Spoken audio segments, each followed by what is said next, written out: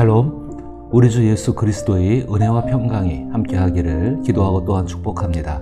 오늘 함께 읽고 묵상할 시편 말씀은 시편 83편입니다. 제가 읽어봅니다. 아삽의 시 곧 노래. 하나님이여 침묵하지 마소서. 하나님이여 잠잠하지 마시고 조용하지 마소서. 무릇 주의 원수들이 떠들며 주를 미워하는 자들이 머리를 들었나이다.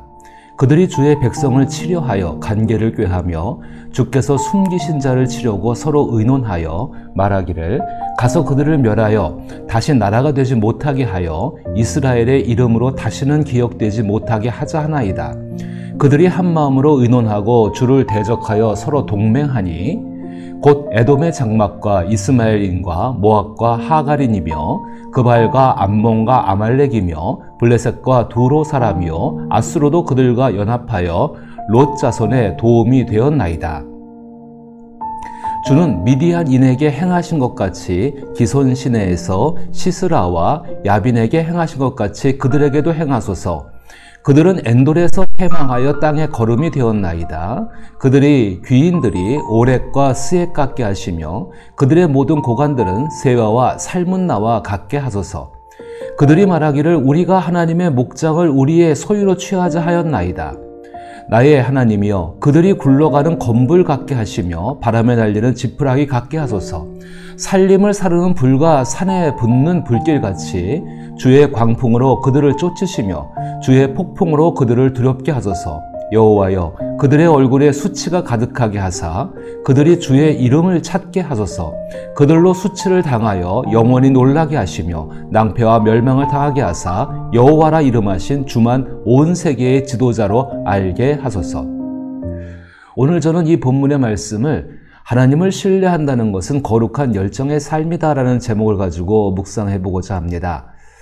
시편 83편은 아삽의 시 곧 노래입니다. 시편 83편의 제목으로 생각하면 시편 83편은 시편 전체 속에서 마지막으로 등장하는 아삽 혹은 아삽의 자손의 시입니다. 그러나 아삽이 시편 83편을 지었다고 생각하기는 어렵습니다. 아삽은 다윗 왕 시대의 사람입니다. 그런데 다윗 왕 시대에는 시편 83편에서 말하는 것처럼 이스라엘 주변에 있는 나라들이 연합해서 이스라엘을 침략한 적이 없었습니다. 따라서 아삽의 자손들이 지은 시로 생각됩니다. 어느 시대를 살았던 아삽의 자손들인지에 대해서는 학자들의 견해가 다양합니다. 저는 다양한 의견 중에 시편 83편은 역대하 20장을 배경으로 한다는 견해를 따라서 시편 83편을 묵상하고자 합니다.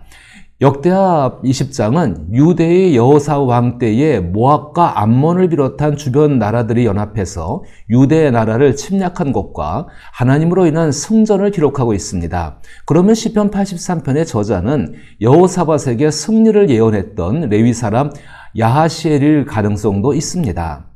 역대하 20장에서 유대 백성들은 전쟁에 나가기 전에 왕과 남녀노소 모두 하나님 앞에서 예배하며 역대하 20장 12절에 오직 주만 바라보나이다라고 외쳤습니다.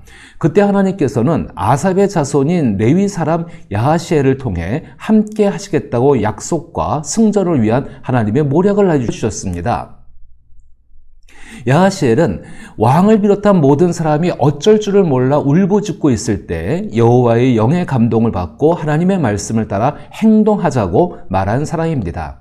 역대하 20장을 살펴보면 예배가 끝난 후 다음 날 전쟁터에 나간 여호사밧 왕은 백성들과 의논하고 노래하는 레위 사람을 유대 군대의 가장 앞에 세워서 하나님을 찬송하게 했습니다. 그들이 하나님을 찬송하기 시작했을 때 하나님은 하나님의 약속과 모략을 따라 일하기 시작하셨습니다. 그로 인해 여호사밧 왕과 유대 나라는 전쟁에서 승전하였습니다. 그들이 차지한 전리품은 나라의 경제를 풍요롭게 했고 하나님으로 인하여 명성을 얻고 나라는 태평해졌습니다. 이 모든 것은 하나님께서 사방에 평강을 주셨기 때문입니다. 역대하 20장은 나라와 개인이 겪는 최대의 위기 상황과 하나님의 일하심으로 인한 최고의 영광스러운 상황을 보여주고 있습니다. 이 같은 상황 속에서 시인은 왜 시편 83편을 썼을까요? 우선 시인의 처지를 생각해 봅시다. 시편 83편의 시인은 역대하 20장의 최대 위기 상황을 직접 경험한 사람입니다. 현실적인 고난을 겪고 있는 것입니다. 그러나 시인은 역대하 20장의 최고의 영광스러운 상황은 아직 경험하지 못했습니다. 그것은 하나님 말씀을 순종하고 전쟁이라는 극한의 상황에서 자기를 희생하며 순종하는 사람을 위해 하나님께서 준비하신 미래입니다. 시인은 현재의 순종과 그로 인한 하나님의 예비하신 것 중간에 서 있는 사람입니다. 시편 83편은 하나님은 이미 말씀하셨지만 아직 말씀이 이루어지지 않는 그때 하나님의 말씀이 이루어지는 것을 기다리며 말씀을 이루는 일에 참여한 사람의 모습을 말하고 있는 것입니다. 시인은 아삽의 자손으로 성전에서 노래하며 지금의 찬양대원 같은 역할을 합니다. 그런데 왕과 백성들의 의견과 결정에 따라 비무장으로 최전선에서 적과 마주하게 됩니다. 시인이 생사의 경계선에 서야 하는 것은 선택사항이 아닙니다. 피할 수 없는 일입니다. 시인이 알고 있는 것은 눈에 보이지 않는 하나님께서 전쟁에서 승리하게 하신다는 하나님의 약속입니다.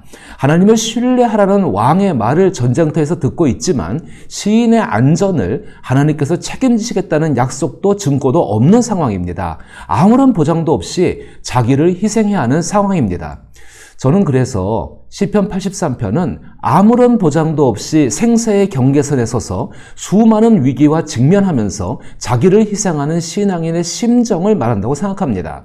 시편 83편에서 시인의 심정은 자신은 하나님과 운명을 같이 하겠다라는 결단입니다. 그런데 이런 시인의 결단을 바라보는 저는 어떻게 하면 그런 결단을 유지하고 행동하며 살아갈 수 있나라는 의문이 항상 남습니다. 이런 의문에 대해서 많은 가르침들이 있지요. 그런데 결론은 당신이 알아서 잘하세요라는 참 무책임한 답들이 많습니다. 이런 의미 없는 가르침들 속에서 시편 83편은 하나님께서 하나님께 운명을 건 사람들의 결단을 확신과 믿음이 되도록 사람이 자기의 현실에서 느끼는 간절함 그리고 기대 속에 그 사람을 향한 하나님의 심정을 부으신다는 것을 말하고 있습니다. 성경은 이런 일을 성경을 통한 성령의 일하심이라고 말합니다. 그리고 그런 성령의 일하심은 현재의 신앙인들도 경험할 수 있는 일입니다. 1절부터 8절은 하나님의 개입을 원하는 시인의 간절함입니다. 제가 다시 한번 읽어보면은 하나님이여 침묵하지 마소서, 하나님이여 잠잠하지 마시고 조용하지 마소서. 무릇 주의 원수들이 떠들며 주를 미워하는 자들이 머리를 들었나이다. 그들이 주의 백성을 치려하여 간계를 꾀하며 주께서 숨기신 자를 치려고 서로 의논하여 말하기를 가서 그들을 멸하여 다시 나라가 되지 못하게 하여 이스라엘의 이름으로 다시는 기억되지 못하게 하자 하나이다. 그들이 한 마음으로 의논하고 주를 대적하여 서로 동맹하니 곧 에돔의 장막과 이스마엘인과 모압과 하갈인이며 그발과 암몬과 아말렉이며 블레셋과 두로 사람이요 아스루도 그들과 연합하여 롯 자손의 도움이 되었나이다. 1절에서 시인은 고상하고 세련된 언어로 자기의 심정을 하나님께 말하지 않습니다. 시인은 마치 자기 말과 생각이 하나님께 외면당하고 무시되고 있다는 것처럼 생각합니다. 그런 심정을 가진 시인은 점잖은 모습으로 자기의 심정을 말할 수가 없습니다. 만약 우리가 센 척이나 체면을 생각하지 않고 시인처럼 객관적인 전력평가에서 중과부적인 유대 군대와 압도적인 침략권 사이에서 노래를 시작해야 한다면 긴장감과 두려움은 결코 점잖은 모습일 수 없는 것입니다. 2절에서 8절의 표현대로 시인의 눈에 보여진 침략자는 자신을 죽이려고 달려드는 잔인한 사륙자의 모습입니다. 그들은 2절에 주의 원수, 주를 미워하는 자들이라는 표현처럼 자기들의 신을 대신해서 신의 뜻을 따른다는 꺾을 수 없는 명분을 내세우고 있습니다. 아마도 그 적들의 사기는 하늘을 찔렀을 것입니다. 4절에서 침략자들의 전술과 전략은 치밀하고 주도 면밀하며 유대 나라의 멸망이라는 분명한 목적을 이루기 위해 충분해 보입니다. 그리고 한 마음과 한 뜻으로 대동단결하여서 유대 나라를 공공의 적으로 삼았습니다. 유대 나라를 멸망시키는 일에 6절부터 8절의 표현대로 주변의 모든 나라들이 최선을 다해 힘을 모았습니다. 그리고 유대 군대를 완전히 포위했습니다. 시인은 하나님의 개입을 간절하게 원하고 있습니다. 그리고 시인의 간절함은 하나님께 대한 기대가 됩니다. 그런데 시인의 기대는 하나님 말씀에서 찾게 된 것입니다. 9절에서부터 11절은 시인의 기대입니다. 주는 미디안인에게 행하신 것 같이 기손 시내에서 시스라와 야빈에게 행하신 것 같이 그들에게도 행하소서. 그들은 엔돌에서 패망하여 땅에 거름이 되었나이다. 그들의 귀인들이 오렉과 스에 같게 하시며 그들의 모든 고관들은 세바와 살문나와 같게 하소서. 9절에서 11절은 사사기에 등장하는 사건입니다. 지금의 우리는 성경을 통해 하나님께서 하신 일을 모든 사람이 알 수가 있습니다. 그러나 시인이 살던 시대는 전해진 이야기를 들은 거나 아니면 일부 사람들이 양피지 기록한 것들을 통해서만이 알 수 있고 볼 수 있습니다. 그런데 시인이 서 있는 자리는 거룩한 제단 옆에서 거룩한 옷을 입고 거룩한 절차에 따라 거룩한 찬송을 부르며 모든 사람이 당연히 아멘으로 화답하는 자리가 아닙니다. 성전에서 예배하며 혹은 전에 들었던 말씀을 기억하며 어쩌면 죽기 전에 마지막 불러야 하는 노래를 준비하는 자리입니다. 자신의 찬송이 유언이 될 수가 있습니다. 그런데 시인의 기대는 과거에도 말씀하시고 행하신 하나님의 일을 기대하고 있습니다. 이것이 살아있고 운동력 있는 말씀의 힘입니다. 12절로부터 18절은 두려움을 넘어선 시인의 열정입니다.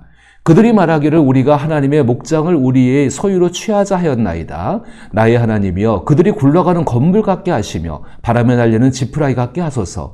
살림을 사르는 불과 산에 붙는 불길같이 주의 광풍으로 그들을 쫓으시며 주의 폭풍으로 그들을 두렵게 하소서. 여호와여 그들의 얼굴에 수치가 가득하게 하사 그들이 주의 이름을 찾게 하소서. 그들로 수치를 당하여 영원히 놀라게 하시며 낭패와 멸망을 당하게 하사 여호와라 이름하신 주만 온 세계의 지존자로 알게 하소서. 12절로부터 18절에서 시인에게 있는 긴장과 두려움은 하나님의 분노로 타오릅니다.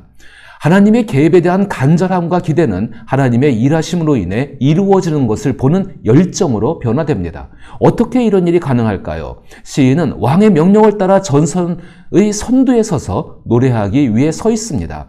그것은 철저하게 자기를 희생하는 일입니다. 그가 무엇을 목적으로 그런 희생을 하는지는 시편 83편을 읽고 생각하는 사람들의 몫일 것입니다. 그러나 하나님은 분명하게 12절부터 18절을 통해 이미 말씀하셨지만 아직 말씀이 이루어지지 않은 그때 하나님의 말씀이 이루어지는 것을 기다리며 말씀을 이루는 일에 참여한 사람에게 무엇을 하고 계시는지를 분명하게 보여주십니다. 13절의 표현대로 생사가 오가는 전쟁터 한복판에서 하나님은 시인의 나의 하나님이 되어 주십니다. 이 전쟁은 여호와께 속하였다는 말과 이 전쟁을 주관하시는 하나님을 신뢰하자라는 말은 신앙인에게 위로를 줍니다. 만약 전쟁터에서 죽는다면 전쟁을 주관하시는 하나님 일 때문에 죽는 것이니 말입니다. 그것도 가치 있는 일이지만 나의 하나님을 위해 무엇인가를 할 수 있다는 것은 더 깊은 의미를 가지게 합니다. 나의 하나님이라는 것은 내가 하나님 안에 하나님께서 내 안에 계셔서 나와 하나님이 하나라는 의미입니다. 하나님의 승리와 영광이 나의 승리와 영광이 되고 나의 죽음이 하나님의 죽음이 되는 것이지요. 나의 하나님은 우리의 하나님이라는 사기를 돋는 말에서 생사의 경계선에 선 내가 신뢰할 수 있는 유일한 의지가 됩니다. 시인은 12절의 표현처럼 하나님의 목장을 우리의 소유로 취하자, 즉 하나님의 손에 있는 것을 빼앗아서 우리가 하나님을 조롱하자라는 자를 단 한 번도 용납하지 않고 진노를 쏟으신 하나님의 인격을 성경을 통해서 우리는 알고 느낄 수가 있습니다.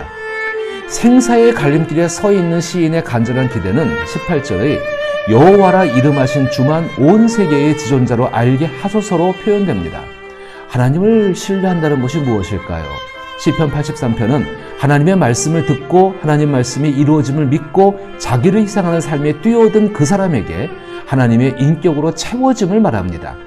자기의 노력과 의지로 신뢰하는 것에서 성경에서 발견한 하나님의 느낌으로 자신의 느낌이 변화되는 것입니다.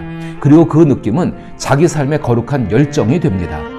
우리는 하나님의 인격 속에 살고 있습니다. 때로는 따스한 봄날의 바람처럼, 때로는 무더운 여름날처럼, 때로는 기분 좋게 가을바람처럼, 때로는 추운 겨울날의 매서운 바람처럼 느껴지기도 합니다.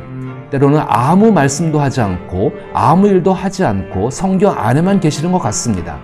그러나 하나님은 자기의 인격에 걸맞게 성실하게 말씀과 약속을 이루어 가십니다. 하나님은 우리가 마주하고 있는 침략자들처럼 요란하게 움직이지 않으십니다. 그러나 침략자들보다 강력하게 일하시고 반드시 승리하십니다. 하나님을 신뢰하기에 하나님과 함께 받는 고통은 축복입니다.